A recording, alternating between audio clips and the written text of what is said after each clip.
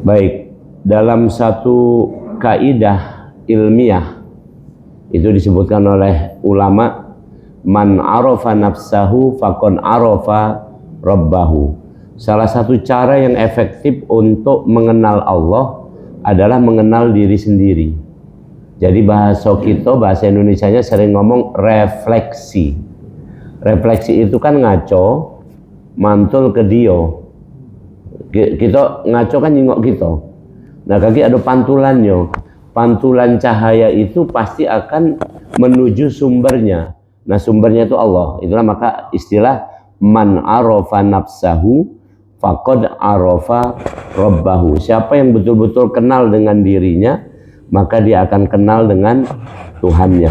Kalimat ini mengandung konsekuensi bahwa kalau kita tidak kenal diri kita, berarti kemungkinan juga kita tidak kenal dengan Allah. Kira-kira begitu. Ya, maka di Al-Quran di surat 59 Al-Hasyr, وَلَا تَكُونُوا كَالَّذِينَ نَسُوا اللَّهَ فَأَنْسَهُمْ أَنفُسَهُمْ. Itu patokannya. Ya.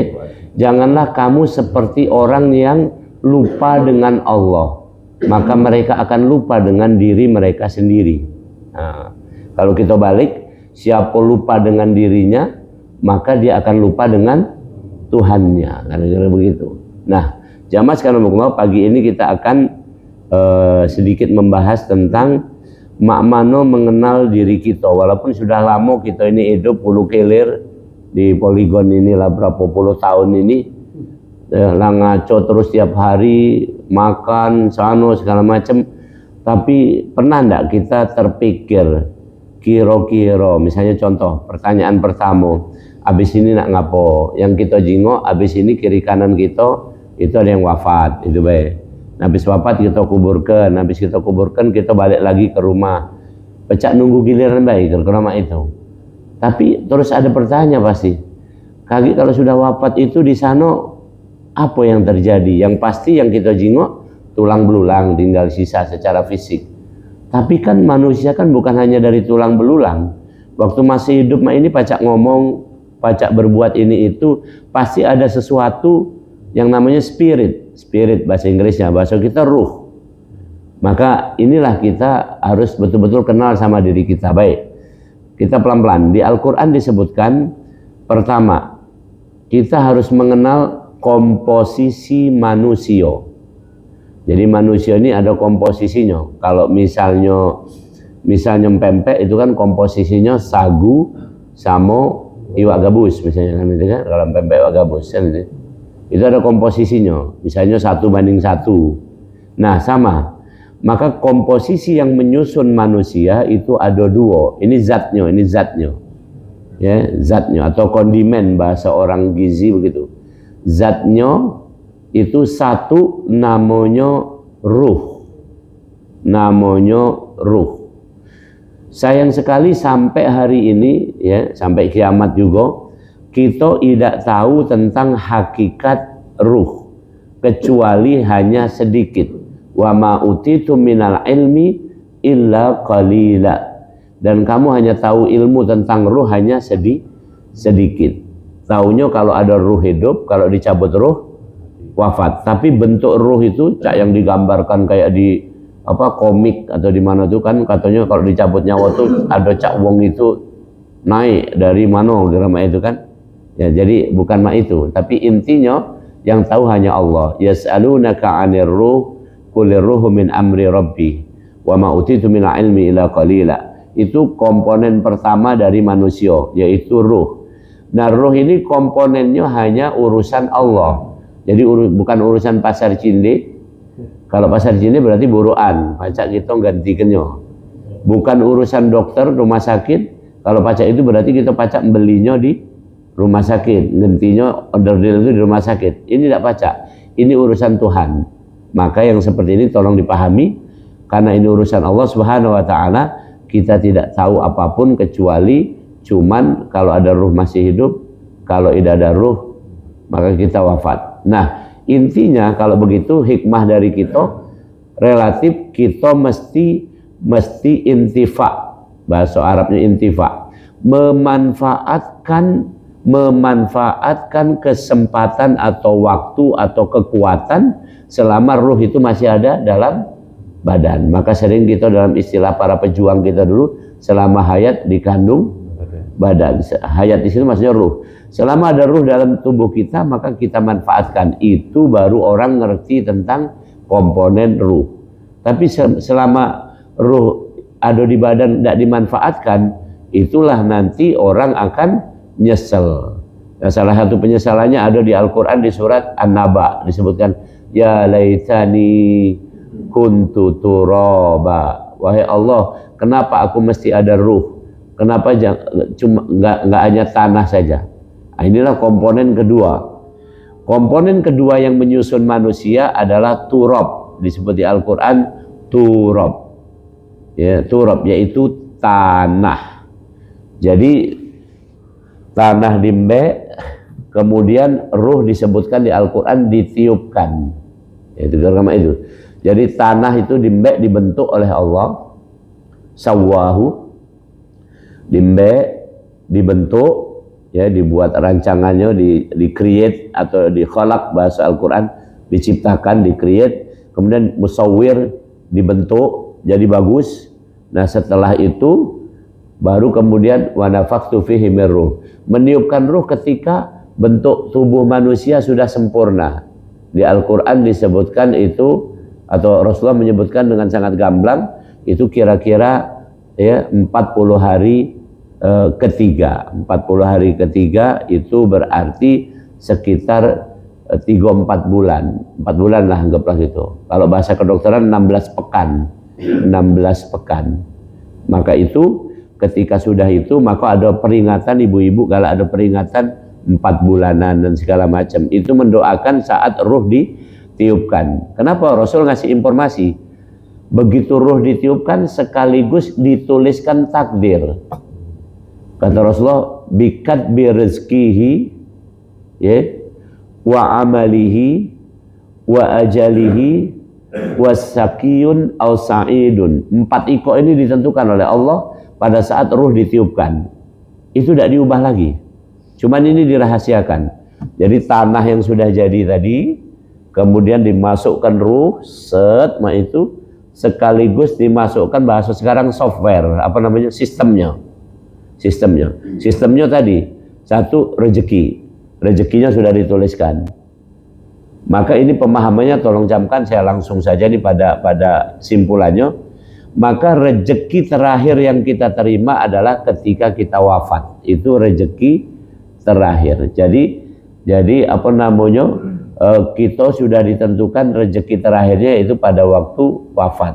Yaitu rezeki yang utama pada waktu wafat itu, menjelang wafat itu adalah nafas. Nafas itu kan rezeki dari Allah. Jadi, kemudian bikat bi rizkihi, kemudian ya wa amalihi, kemudian aktivitasnya. Ketika ruh itu dicabut, maka tidak ada lagi gerak dari badan itu, aktivitas, tidak baca lagi, tidak baca ke masjid, tidak baca apa. Ini kan artinya momentum atau kesempatan. Jadi selama ruh masih ada dalam badan, berarti kita masih ada kesempatan. Maka dalam hadis dikatakan, tobatnya seorang muslim tetap akan diterima oleh Allah sebelum kedatangan 2 hal. Yang pertama, matahari dari barat, itu artinya kiamat, karena sebelum kiamat wong dimatikan. Jadi kalau matahari sudah dari barat, wong dimatikan, terlambat, mati artinya. Yang kedua adalah ketika nyawa sampai di tenggorokan. Waktu nyawa masih ada di kaki masih boleh, maka ilmu agamanya ditambahkan lagi. Maka itu orang yang mau wafat itu mesti, bahasa kita, didampingi, kemudian ditalkinkan. Talqin itu dibimbing untuk membaca kalimat tauhid sebagai bentuk dari tobat yang paling terakhir. Maka itu kita ada doa diajarkan, ya Allah biha, ya Allah bihusnil khatimah. Minta supaya di akhir hayat itu tadi kesannya adalah bagus. Nah, jamaah sekalian Allah, jadi komposisi manusia tadi ada 1 ruh, 2 turab atau tanah. Nah, itu yang orisinal, yang asli, itu adalah manusia pertama, Nabi Adam. Nabi Adam itu ruh, kemudian dari tanah yang dibentuk.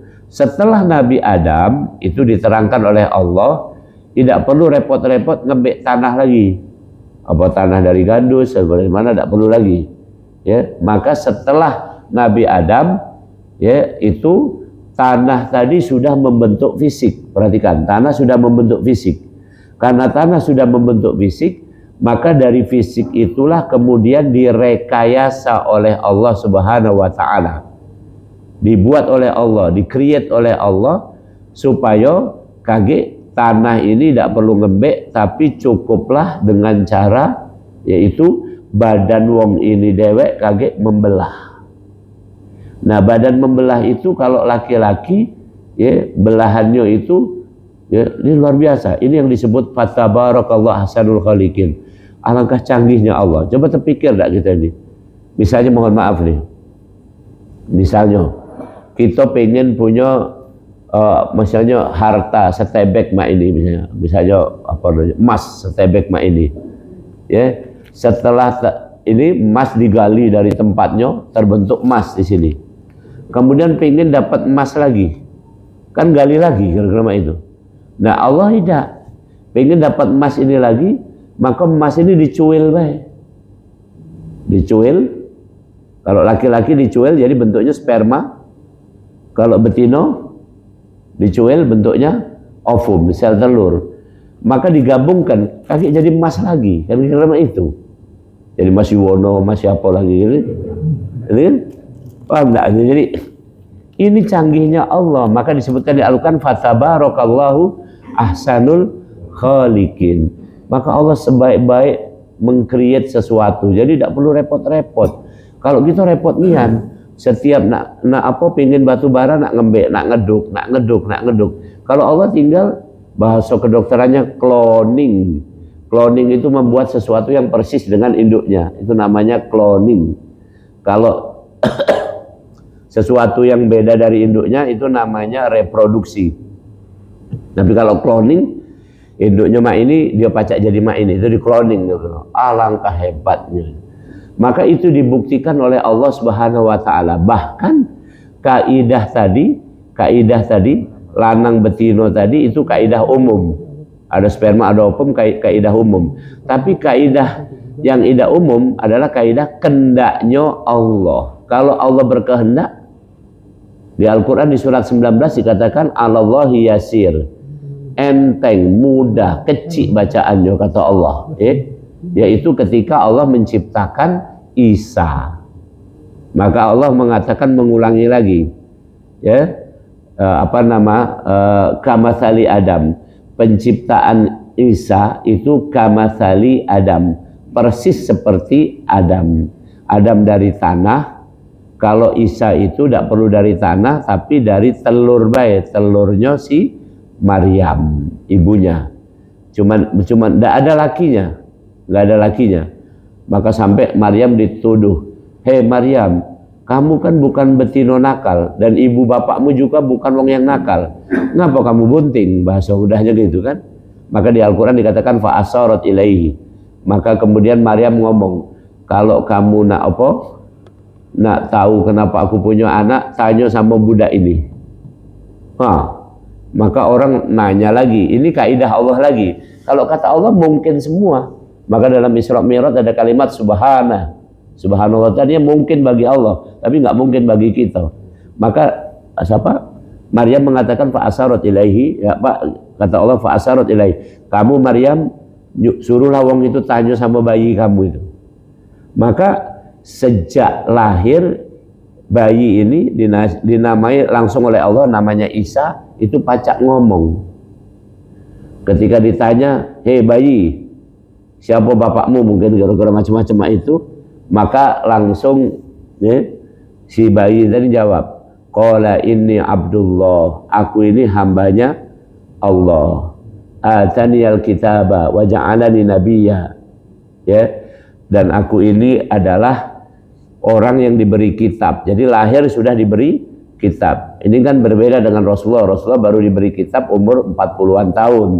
Kalau Nabi Isa sejak lahir, nama kitabnya Injil. Nah kemudian waja'alni nabiyya, dan beliau sudah diangkat jadi nabi sejak usia bayi. Kemudian ditambah lagi kehidupan Nabi Isa. Tadi masih ingat kapan itu disetting kehidupan manusia?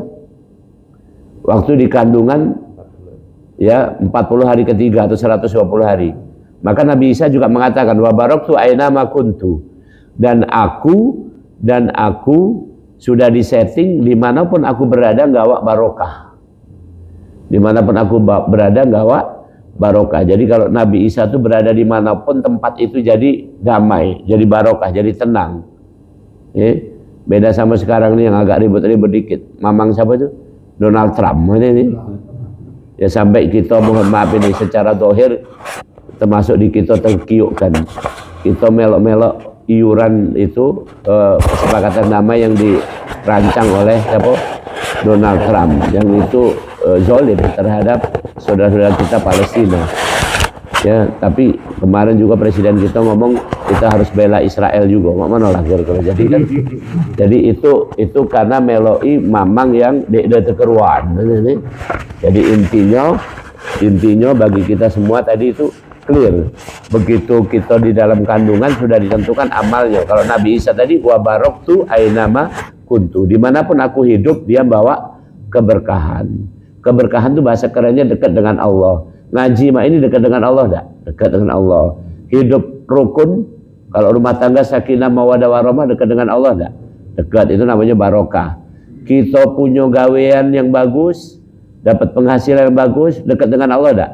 Dekat, namanya barokah. Jadi istilah barokah itu dekat dengan Allah. Maka ketika berdoa Allahumma barik lana, maksudnya ya Allah dekatkanlah kami dengan Engkau. Dekat. Maka dekatkan dengan apa? Fima rozaqtana, misalnya kalau nak makan. Dari yang kami makan ini sarana untuk dekat sama Engkau dan seterusnya. Jadi kalau kita makan mengucapkan doa Allahumma barik lana, berarti maksudnya ya Allah dengan makanan ini aku berharap aku akan dekat dengan Engkau. Untuk dekat dengan Engkau adalah ibadah, begawe, bersilaturahim, kan kira-kira itu. Jadi itu fungsi makan kayak gitu. Nah itu tolong dipahami kita semua. Jamaah sekalian rahimakumullah. Jadi ini komposisi selesai. Ini bab pertama dari mengenal manusia. Jadi manusia terdiri dari ruh dan tanah. Oke. Yang kedua, setelah ruh dan tanah itu di blended, bahasa Inggrisnya blended, apa? Diracik. Jadi racikan yang tidak kejingoan lagi, mano tanahnya, mano ruhnya. Coba kita jingok. Di badan kita ini kelihatan tanah enggak? Tidak. Kalau tanah lempung kan pasti ada tanah lempung gitu. Disebutkan di Al-Quran lebih tegas namanya sulalatim mintin. Kamu dibuat dari tanah lempung. Pernah megang tanah lempung kalau ya? Kalau tidak pergilah ke arah situ. Ada Musi Dua atau apa, lah lempung nih. Lempung itu pasti kan ada kotor-kotor mak itu. Kan kita tidak kasih lagi nih, bersih. Dan utuh. Tiap hari tangan mak inilah. Tiap hari wajah mak inilah. Ya, jadi ketika ruh sudah nyatu sama tanah, maka terbentuklah jasad. Terbentuklah jasad. Oke, itu yang pertama. Terbentuk jasad. Nah, jasad itu bahasa kedokterannya fisik atau anatomi. Susunan-susunan onderdil tubuh manusia. Mulai dari pala, di pala ada onderdil apa ini? Kuping, ada onderdil mata, supaya mata ini bagus, njuk alis. Coba kalau tidak njuk alis, mana kira mata ini? Agak serem juga ini. Atau njuk alisnya agak melintang, mak ini mana kira ini? Nyebrang ke sini. Nah, ini luar biasa ini pembentukannya. Maka sampai disebutkan fatabarakal ahsanul khaliqin. Ya Allah, alangkah cindo yang kau bikin ini kan. Kemudian ditaruh agak pantas sedikit, taruh ada hidung. Hidung bukan sekedar ditaruh, dibolongi pula. Dibolongi supaya baca untuk napas. Jadi efisien. Tidak perlu nak bernapas dari kuping, tidak perlu nak bernapas dari mulut, tapi napas dari sini hidung. Cakep pula. Dan itu disesuaikan semua. Ya misalnya mohon maaf, kalau kita agak pesek berarti memang cocok dengan wajah kita. Kalau kita mancung cocok dengan wajah kita. Ada wong minta mancung, begitu operasi plastik dimancungkan tidak setuluan. Ngapa jadi, ngapa bentuk Cak Petro ini kan ya, gitu. Gara-gara itu. Jadi udah ada usaha macam-macam lah ini. Ini anatomi, ini jasad. Jadi ulangi tadi, tanah sama ruh, plek, di blended, diracik, maka yang muncul pertama jasad. Nah, tolong camkan ini langsung hakikatnya. Jasad ini tolong betul-betul, ini kelihatannya sederhana, tapi ini pelajaran yang paling mendasar. Jasad itu fungsinya cuma siko, untuk gerak. Jasad untuk gerak. Jadi tidak usah nanya lagi. Badan ini harus digerakkan. Kita cuman sadar kadang-kadang menggerakkan badan, cuman katanya namanya olahraga. Padahal sholat itu menggerakkan badan enggak? Gerakkan badan. Kan suruh rukuk, suruh sujud. Bergerak enggak itu? Bergerak. Oke. Begawe bergerak enggak? Bergerak. Maka perintah Al-Quran itu gerak itu banyak. Silaturahim bergerak tak? Kata Allah, fasiru fil ardi, jalanlah kamu. Aku tadi jalan dari Jakabaring, jalanlah kamu. Kalau aku mendap di sana tadi tidak nyampe di sini kan itu. Jadi berjalan, begawe, ya, kemudian apa nanti sholat, ya, olahraga, itu adalah fungsi dari jasad. Tidak usah nanya lagi. Fungsinya itu sikok. Nah, kemudian yang kedua, ketika ruh dan apa tadi tanah di blended, diracik jadi sikok, maka yang muncul yang kedua, yang pertama jasad, yang kedua adalah akal. Yang kedua adalah akal, disebut di Al-Quran akal atau aklun. Aklun itu bahasa kitanya adalah fungsinya balaghah. Balaghah itu kalau ada ilmu balaghah, ilmu retorika, balaghah itu bahasa kita nyampe. Ya, maka ukuran nyampe-nya itu kalau secara ilmiah namanya IQ. Intelligence quotient. Ya, jadi itu.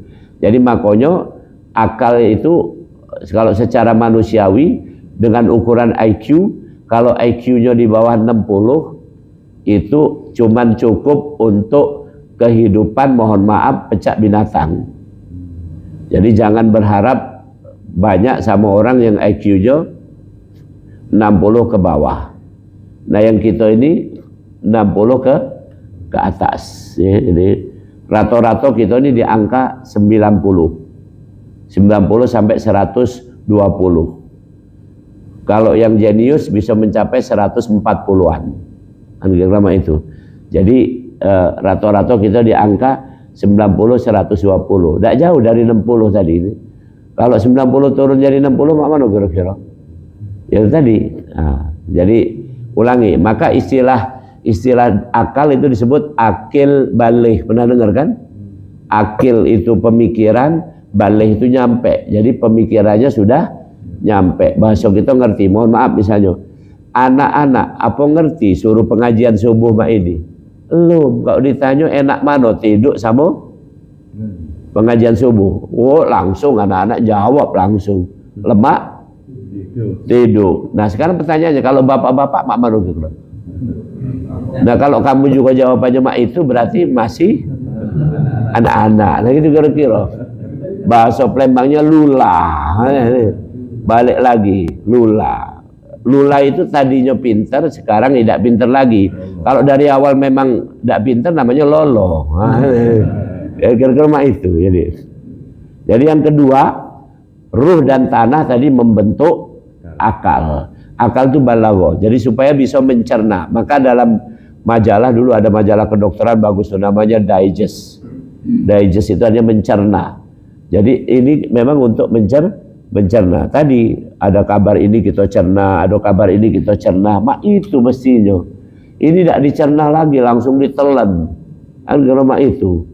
Maka contoh ini, contoh mohon maaf di Al-Quran di surat 49. Kalau kamu dapat kabar dari orang yang nggak jelas, yang integritasnya nggak jelas, maka kamu harus fatabayyanu. Apa? Harus tabayun. Bahasa Inggrisnya check and recheck. Benar enggak? Misalnya ada kabar, anu ya, si Pak itu puji kok kemarin berjoget di diskotik di dekat Kambang Iwak misalnya gitu. Ya, kemudian kita ngomong, Oh iya memang, ya jangan langsung mak itu, harus tabayun, cek and recheck. Pertama cek, ada enggak diskotik dekat Kambang Iwa? Rupanya enggak kasih. Kalau dulu ada dekat lampu merah itu, tapi sekarang lah jadi rumah makan itu kan. Jadi jangan ngarang-ngarang. Agak ke sana dikit ada Puri Indah, dulu diskotik, sekarang tidak lagi, jadi KFC kan ini. Jadi kamu jangan ngarang-ngarang gitu. Nah, paham nih ya, karena lewat terus itu kan. Saya tinggal dulu waktu sekolah itu di Lebak Keranji. Pada sekolah dokter, saya tinggal Lebak Keranji. Untuk ngemat ongkos, saya jalan kaki. Sepanjang jalan PAM itu tembusnya itu rambutan. Dan rambutan gereja ayam. Apa laku mah itu kan. Ngemat ongkos. Jadi situ naik mobil Palimo sampai kedokteran. Nah, kaki dari kedokteran itu naik lagi mobil Palimo, turun lagi di situlah. Kaki jalan lagi lewat jalan PAM itu, rambutan jalan PAM. Hemat, 2 kali bayar. Lumayan, Cek. 200 perak kali 2 400 cuman.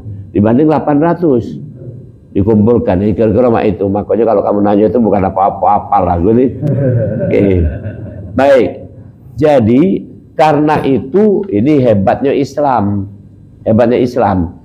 Syarat untuk amal itu bukanlah jasad.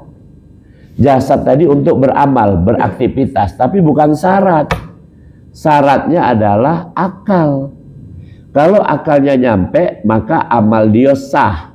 Kalau akalnya tidak nyampe, maka amal dia tidak sah. Inilah makanya kita bahagia baik. Ada orang yang dicoba punya anak yang akalnya idiot, maka itu tidak kena beban agama. Tidak kena beban agama karena dia tidak bisa membedakan mana benar, mana salah, mana rukun, mana wajib, mana sunnah, tidak tahu dia. Nah, adapun yang kita ini jangan ecak-ecak, tidak tahu kan. Nah, kami juga mah itu, ini ada penelitiannya.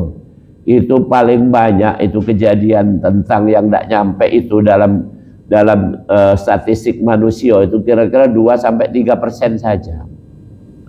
Jadi 97% orang itu nyampe. Walaupun misalnya fisiknya cacat tapi akalnya tetap nyampe. Itulah alasan kenapa wong cacat juga tetap harus beramal. Karena selama tidak cacat akalnya maka sah. Tapi kalau yang cacat itu akalnya, maka dia tidak ada beban salah benar. Kalau beramal tidak apa-apa. Ini luar biasa. Oke, itu yang kedua. Yang ketiga, tadi apa? Tanah sama ruh satu jadi jasad untuk beramal. Yang kedua, ya tanah sama ruh jadi akal untuk nyampe di situ ilmu maksudnya. Untuk ilmu. Oke, jadi makanya ini pengajian mak ini penting nian. Bukan karena sama aku sama siapa baik, supaya terjaga akal kita ini tetap berfungsi. Hebatnya akal itu beda sama jasad. Jasad itu waktu pakainya adalah sampai 40 tahun. Ulangi. Jasad sampai 40 tahun. Begitu 40 menuju 50, maka mulai bahasa Palembangnya ngedek-ngedek. Nah, ini clear di ilmu kedokteran. Turun 1 grade. Dari 50 ke 40 ke 50, turun kekuatan itu 1 grade. 1 tingkat turun. Jadi jangan kira umur lah 50 masih nak main futsal 3 ronde. Wassalam, cek ini langsung hubungi emergency itu kan karena itu. Tapi kalau di bawah 40 lajulah. Maka batas itu fisik. Nah, nanti 50 ke 60 turun lagi 1 grade. Itu clear itu. Nah, terakhirnya adalah umur 60 ke 70 turun juga 1 grade. Nah, kalau sudah 80 itu tidak turun lagi, sudah mak itulah. Sudah mak itulah. Mantap dalam dak kuawo, bukan mantap dalam kuawo. Nah, anehnya kita ini zaman-zaman mak ini aneh-aneh. Banyak pemimpin dunia ini umurnya 80-an. Mestinya suruh duduk makan burgo. Tidak usah lagi nak ngurusi kita. Ini seniana nih cara kita belajar. Itu fisik. Coba yang duduk di sini, ada enggak kita ini Kak Haji kalau ini yang anggaplah lebih tua dari aku ini. Aku dewek mas sudah pilek-pilek mak ini kan. Agak error tadi aku mikir datang enggak ini. Karena tadi aku duduk dulu lama dulu, kutunggu dulu sampai nak azan. Pas azan baru aku berangkat, ajaknya berangkat lah. Enggak apa-apa, jalan santai baik. Kira-kira itu. Makanya pas sampai sini kamu rakaat pertama tadi. Oke, baik. Jadi intinya fisik ada keterbatasan. Nah, yang kedua, akal tidak ada keterbatasan. Akal itu sampai tua tetap bisa berfungsi. Itu sudah dibuktikan dalam ilmu kedokteran, namanya ilmu neurologi, ilmu saraf. Akal itu bentuknya saraf. Jadi ternyata saraf itu sampai wong itu tua, sampai dia menjelang mati pun masih berfungsi. Makanya wong nak mati masih bisa ditalkinkan. Kalau ditalkinkan berarti yang berfungsi apa masih? Kuping. Kemudian mata juga masih berfungsi. Maka kata Rasulullah, orang mau meninggal itu melihat ke atas. Jadi matanya masih berfungsi, ngelihat mengikuti gerak langkah malaikat Israel. Gara-gara itu. Jadi intinya akal masih berfungsi. Dan terakhir ini ya, akal ruh dan tanah tadi. Yang ketiga dalam diri manusia membentuk namanya kolbun. Kolbun itu hati diterjemahkan. Secara fisik simbolnya ini. Simbolnya jantung. Karena Rasul nunjuknya sini. Kalau hati secara medis di sini. Ini di bawah rusuk ini. Ini hati. Bahasa Inggrisnya lever. Kalau orang sakit lever itu sini yang diperiksa. Kalau di sini periksa sakit jantung. Rekam jantung di sini kan. Oke. Tapi Rasul nunjuknya sini. Rasul tidak ngomong at-taqwa hahuna, takwa itu di sini, tidak itu. Rasul mengatakan at-taqwa hahuna, takwa itu ada di sini. Sedangkan takwa itu dalam hati. Jadi hati yang dimaksud sini adalah simbol. Simbol dari hati adalah jantung. Sekarang ku tanya, apa reaksi jantung terhadap kehidupan ini? Kalau lagi sedang, jantung berdebar kayak mana kira-kira? Normal. Kalau lagi susah ketakutan, berdegup-degup. Nama itulah hati. Maka ada yang namanya senang dan sedih. Ada namanya dalam hati ini kalau di Al-Quran disebutkan itu istilahnya bukan ilmu, tapi di pojok ilmu. Namanya hikmah. Namanya hikmah. Hikmah. Namanya hikmah, lebih tinggi dari ilmu. Contoh, ada enggak secara ilmu di universitas yang paling tinggi profesor? Ada enggak profesor enggak sholat? Ya yang bukan muslim enggak sholat ya dia. Terlepas dia muslim atau bukan muslim, manusia enggak dia? Berarti dia profesor tapi enggak dapat hikmah. Kalau ilmu pakam, tapi kalau hikmah tidak dapat. Itu bedanya antara akal dan hati. Hati adalah tempat hikmah, akal tempat ilmu. Kemudian ada pertanyaan, apa itu hikmah? Hikmah itu adalah gabungan antara ma'rifatullah, kenal dengan Allah, dengan kenal dengan dirinya sendiri. Maka di Al-Quran surat Ali Imran, alladzina yadhkurunallah, zikir, kemudian wa yatafakkarun, dan pikir. Jadi hikmah itu adalah menggabungkan antara akal dengan zikir. Akal dengan zikir. Nah, kita kebanyakan itu dua-duanya ini galak terpisah. Maka kalau disuruh zikir, pokoknya yang penting goyang-goyang palanya. La ilaha illallah. Kapan ditanya, mak mana cek? Ya pokoknya goyang. Nah, jadilah. Itu artinya zikir tanpa pikir. Sebaliknya, pikir tanpa zikir, tidak perlu zikir-zikir goyang-goyang pala itu tidak perlu. Yang penting kita tuh ngerti. Tidak bisa juga mak itu tidak hikmah. Hikmah itu harus digawekan. Namanya zikir itu gawekan. Contoh sholat, itu dikatakan oleh Allah, wa aqimis sholata lidzikri. Sholat itu zikir. Jadi orang yang tidak sholat berarti tidak zikir. Kan coba itu. Nah, inilah hari ini kita sudah belajar tentang awalan satu komposisi manusia tadi apa? Ruh dan tanah. Kemudian ruh dan tanah membentuk jasad untuk bergerak, akal untuk ilmu, kolbun tadi ya untuk hikmah, atau bahasa Al-Qur'annya adalah azam.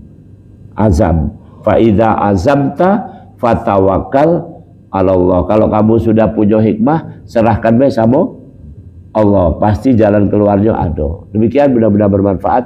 Tabadol kalau ada pertanyaan sih kok baik. Inilah suruk ini. Silakan. Kalau ada.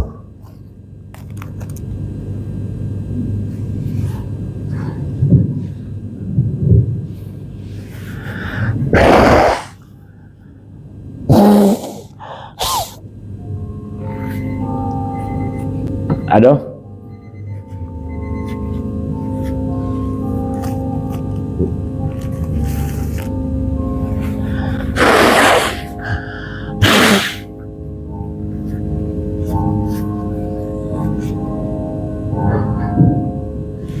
Baik, kalau tidak ada kita sudahi sampai di sini.